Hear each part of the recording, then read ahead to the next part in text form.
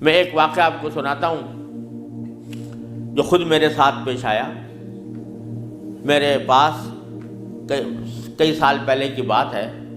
جرمنی سے ایک صاحب کا میرے پاس خط آیا اور انہوں نے اپنا حال یہ لکھا کہ میں پاکستان میں تھا اور وہاں سے پھر میں روزگار کی تلاش میں جرمنی آ گیا۔ جرمنی جب آیا تھا تو اس وقت دین کا کوئی احساس میرے دل میں نہیں تھا، دین کی کوئی فکر میرے دل میں نہیں تھی۔ میں صرف دنیا کمانے کے لیے یہاں پر آ گیا تھا،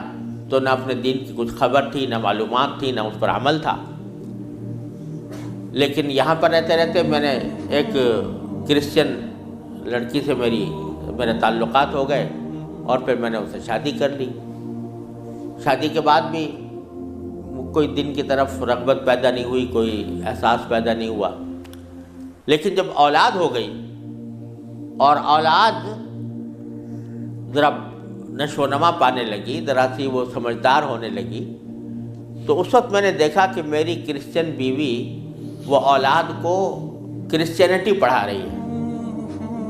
اور کرسچینٹی کی تعلیم دے رہی ہے۔ تو اس وقت میرے دل کا اندر کا سویا ہوا مسلمان جاگا کہ یہ میری اولاد ہے اور یہ کرسچن بننے جا رہی ہے، میری بیوی اس کو کرسچینٹی پڑھا رہی ہے۔ تو میں نے اپنی بیوی سے کہا کہ تم اس کو یہ کرسچینٹی مت پڑھاؤ۔ بیوی نے کہا میں کیوں نہ پڑھاؤں، یہ میری بھی اولاد ہے اور میں اس کو حق سمجھتی ہوں، تو اپنی اولاد کو بھی ویسے ہی بنانا چاہتی ہوں۔ میں نے کہا نہیں، کرسچینٹی حق نہیں ہے، اسلام برحق ہے۔ تو اس نے کہا مجھے ثابت کرو کہ کیوں برحق ہے اسلام اور کرسچینٹی میں کیا خرابی ہے۔ تو میرے پاس علم تو تھا نہیں، مجھے اپنے دین کا بھی پتہ نہیں تھا، کرسچینٹی کا بھی پتہ نہیں تھا، لہذا جب وہ بات کرتی تو میں اس کا جواب دینے کے لیے کی پوزیشن میں نہیں تھا، اس کے سوالات کا جواب نہیں دے سکتا تھا، اس کے اعتراضات کا جواب نہیں دے سکتا تھا۔ تو میں اس مشکل میں ہوں کہ میری اولاد وہ میری بیوی کی تعلیم و تربیت کے نتیجے میں کرسچن بننے جا رہی ہے اور میرے دل پر آرے چل رہے ہیں، میں کچھ کر نہیں سکتا۔ تو آپ مجھے کوئی طریقہ بتائیے۔ یہ خط میرے پاس آیا تو میں نے اللہ تبارک و تعالیٰ سے دعا کی کہ اللہ کوئی ایسی تدبیر دل میں ڈال دیجیے کہ جس سے اس بیچارے مسلمان کی مشکل حل ہو۔ تو میں نے اس کو لکھا کہ ایک تو میری کتاب ہے واٹ از کرسچینٹی کے نام سے، جس میں کرسچینٹی کے بارے میں تفصیل ہے، تو وہ کتاب میں نے بھیجی اور ساتھ میں اس سے کہا کہ آپ اپنی بیوی سے بحث کرنا بند کر دیں، کیونکہ بحث کرنے سے کچھ فائدہ نہیں ہوگا، آپ کو خود معلومات نہیں ہے اور بحث کرنے سے ویسے بھی فائدہ نہیں ہوتا۔ جب بحث مباحثہ شروع ہوتا ہے تو ہر ایک آدمی چاہتا ہے دوسرے کو زیر کر دے، اس سے کوئی خاص فائدہ نہیں ہوتا۔ تو آپ بحث کرنا تو بند کر دیں، البتہ ان کو دو باتوں پر آمادہ کر لیں۔ ایک بات تو یہ کہ اس سے یہ کہیں کہ بھئی خدا کو تم بھی مانتی ہو اور میں بھی مانتا ہوں، اور یہ بھی مانتی ہو کہ خدا سے دعا کی جاتی ہے، تو آؤ ہم دونوں بیٹھ کر یہ دعا کریں، اکٹھے بیٹھ کر یہ دعا کریں کہ یا اللہ اگر اسلام برحق ہے تو ہمارا سینہ اسلام کے لیے کھول دیجئے، اس پر عمل کی توفیق عطا فرمائیے، اور اگر کرسچینٹی برحق ہے تو پھر کرسچینٹی کے اوپر ہمارا دل کو مطمئن کر دیجئے۔ دونوں مل کے یہ دعا کیا کریں، ایک تو اس بات پر اس کو آمادہ کریں، دوسرے اس بات پر آمادہ کریں میں کتاب بھیج رہا ہوں کہ وہ کتاب کا مطالعہ کر لیں۔ میں نے یہ لکھ تو دیا، اللہ تعالیٰ سے دعا بھی کی کہ اللہ میں نے لکھ تو دیا ہے، اس کو مؤثر و مفید بنا دیجئے۔ کچھ عرصے کے بعد اس ساتھی کا خط آیا، اس نے لکھا کہ الحمدللہ میری بیوی نے آپ کی دونوں باتیں تو مان لی ہیں اور کہا کہ یہ دعا بھی کروں گی اور یہ کتاب بھی پڑھوں گی، لیکن ابھی کوئی فرق نہیں آیا، معاملہ جوں کا توں ہے۔ تو میں نے پھر ان کو خط لکھا کہ آپ گھبرائیں نہیں اور اس عمل کو جاری رکھیں، دعا کرتے رہیں، تو گھبرائیں نہیں۔ اس کے کچھ عرصے کے بعد ان کا خط آیا میرے پاس، اس میں انہوں نے لکھا کہ عجیب و غریب واقعہ ہو گیا وہ یہ کہ میری بیوی وہ کسی جگہ کوئی ڈگری کورس کر رہی تھی، اس سلسلے میں یونیورسٹی گئی، اور یونیورسٹی سے واپس آتے ہوئے ہم دونوں واپس آ رہے تھے، وہ گاڑی ڈرائیو کر رہی تھی، میں اس کے برابر میں بیٹھا ہوا تھا، تو اچانک اس نے گاڑی ایک جگہ روک کر اور اس نے اپنا سر اسٹیئرنگ کے اوپر جھکا لیا اور بے تحاشا رونے لگی۔ میں سمجھا کہ خدا نہ کرے اس کے اوپر کوئی دل کا دورہ پڑا ہے یا کوئی تکلیف ہوئی ہے، تو میں پریشان ہوا۔ میں نے پوچھا کیا بات ہے، تو روتے روتے اس سے بولا نہیں جا رہا تھا۔ بمشکل جب میں نے بار بار پوچھا تو اس نے ایک جملہ کہا کہ میں اور کوئی تکلیف نہیں ہے، بس مجھے تم مسلمان بنا، اسلام میں قبول کرنا چاہتی ہوں۔ کہتے مجھے اپنے کانوں پر اعتبار نہیں آیا کہ یہ وہی عورت ہے کہ جو اتنی شدت کے ساتھ مجھ سے بحث کیا کرتی تھی، اور اب یہ کری کہ میں نے کیا کہا، تو بار بار میں نے اس سے پوچھا تو اس نے کہا کہ نہیں، میں سچ کہہ رہی ہوں کہ مجھے مسلمان ہونا ہے، تو مجھے کہیں لے جا کر مجھے مسلمان بناؤ۔ میں پھر اس کو فوراً اسلامی سینٹر میں لے گیا، وہاں جا کے اس نے کلمہ شہادت پڑھا، مسلمان ہوئی، اور اس نے خط میں لکھا تھا کہ یہ اتفاق سے یہ دن رمضان کا تھا، اور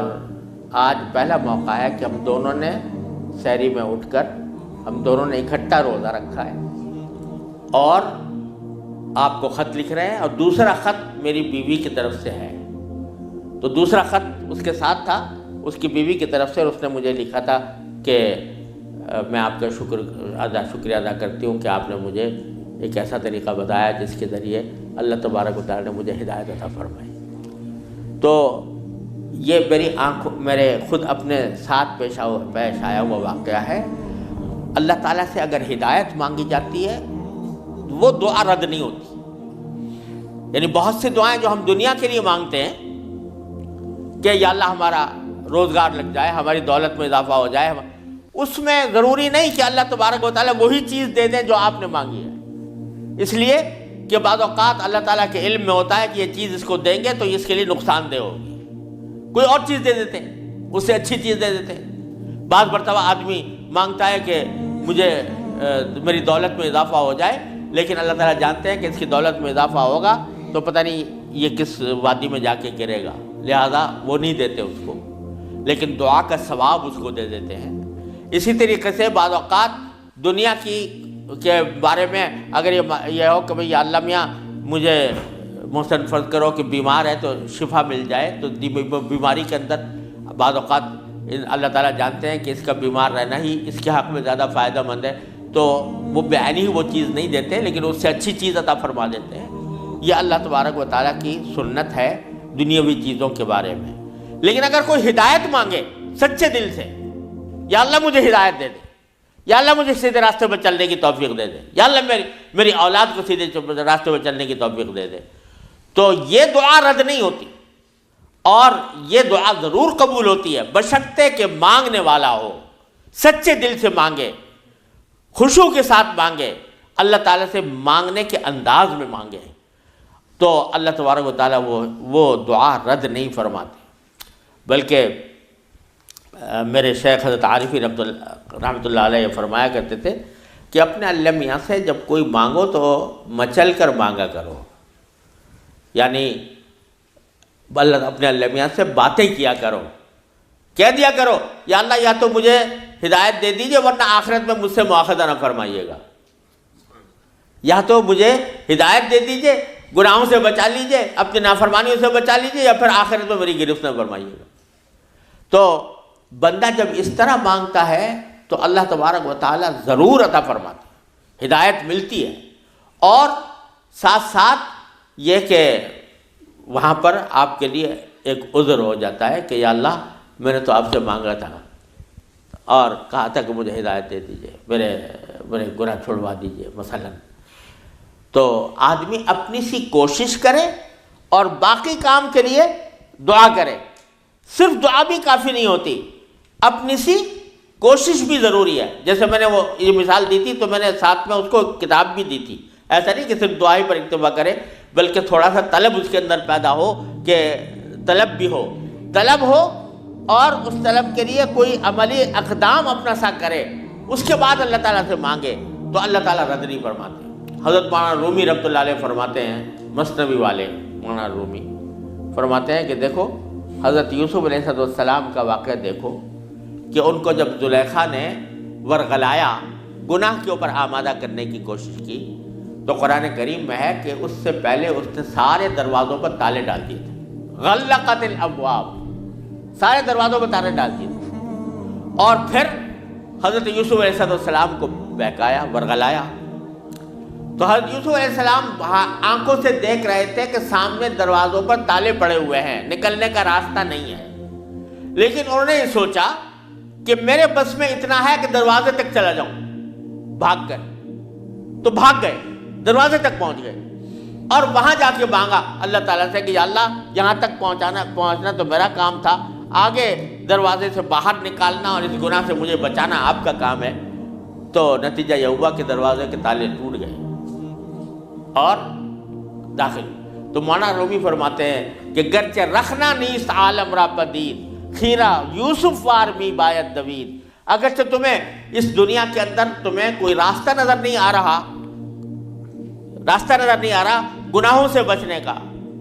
اللہ تبارک و تعالیٰ کی نافرمانی سے بچنے کا ماحول ایسا ہے، اس سے نکلنے کا راستہ نظر نہیں آیا، لیکن خیرہ یوسف وار می باید دوید، جس طرح یوسف علیہ السلام دروازے اپنے حد تک جتنا کر سکتے تھے اس کے لیے دروازے تک دوڑ گئے، اس طرح تم بھی دوڑ جاؤ اور پھر اللہ تبارک و تعالیٰ سے مانگو، تو اللہ تبارک و تعالیٰ انشاءاللہ رد نہیں فرمائیں گے۔ اس لیے میں عرض کرتا ہوں کہ اپنے معمولات میں، روز مرہ کے معمولات میں یہ بات شامل کریں کہ رات کو سونے سے پہلے اللہ تبارک و تعالیٰ کی بارگاہ میں اپنی بھی اور اپنی اولاد کی بھی، اپنے گھر والوں کی بھی ہدایت کی دعا فرمائیں۔ اللہ یا اللہ اپنے رحمت سے ہم چاہتے ہیں کہ ایسا کریں، اپنی طرف سے کوشش بھی کر رہے ہیں، یا اللہ اپنے فضل و کرم سے اپنے رحمت سے اس کوشش کو کامیاب بنا دیجئے اور ہمارے دلوں کو پھیر دیجئے۔ قرآن کریم حضور اقدس صلی اللہ علیہ وسلم دعا تلقین فرمائی، یا مصرف القلوب صرف قلوبنا علی طاعتک، اے وہ ذات جو دلوں کو پھیرنے والی ہے، اے اللہ ہمارے دلوں کو اپنی طاعت کی طرف پھیر دیجئے، اپنی اطاعت کی طرف پھیر دیجئے۔ یہ دعا سرکار دو عالم صلی اللہ علیہ وسلم تلقین فرمائی۔ تو یہ دعا ہر روز بندہ مانگے اللہ تبارک و تعالیٰ سے، انشاءاللہ رد نہیں ہوگی، انشاءاللہ ضرور کامیابی ہوگی۔ اپنی طرف سے کوشش جاری رہے اور ساتھ ساتھ اللہ تعالیٰ سے مانگتے رہیں، انشاءاللہ